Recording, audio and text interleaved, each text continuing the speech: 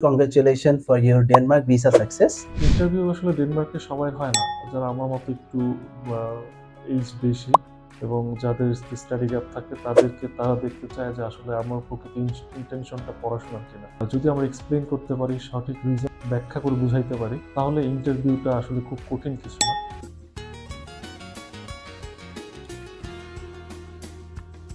Hello everyone, welcome to another visa success story session of SmartBee. Today we have Noyan Bhaiya with us. Hello Noyan Bhaiya, কেমন আছেন? আলহামদুলিল্লাহ, আমি অনেক ভালো আছি। আপনি কেমন আছেন? আলহামদুলিল্লাহ ভাইয়া। First of all, many congratulations for your Denmark visa success. ভাইয়া, আপনি কোন ইউনিভার্সিটিতে যাচ্ছেন এবং কোন প্রোগ্রামে যাচ্ছেন? আমি university of southern Denmark masters in environmental and resource management সাবজেক্টে যাচ্ছি। Okay, excellent. ভাইয়া, এখানে আপনি কোনো স্কলারশিপ অ্যাভেল করতে পেরেছেন? স্কলারশিপ অ্যাভেল করতে পারি নাই, তারপরও যেহেতু এটা পাবলিক ইউনিভার্সিটি, তো পোস্ট স্টাডি ওয়ার্কের একটা অপরচুনিটি আছে বলেই আমি এই অফারটা অ্যাকসেপ্ট করেছি।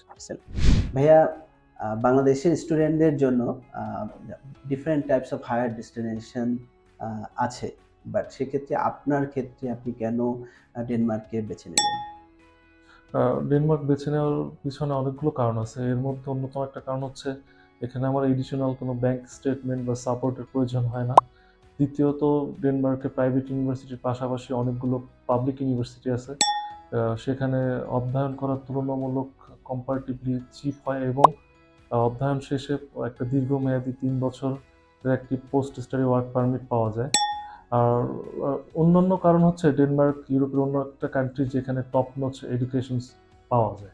জি, সেক্ষেত্রে আমাদের স্মার্টবির সার্ভিসটা কিরকম ছিল? এক কথায় অসাধারণ। স্মার্ট বি আমাকে অনেক সাপোর্ট করেছে, স্পেশালি যখন প্রসেসিংগুলো চলমান ছিল।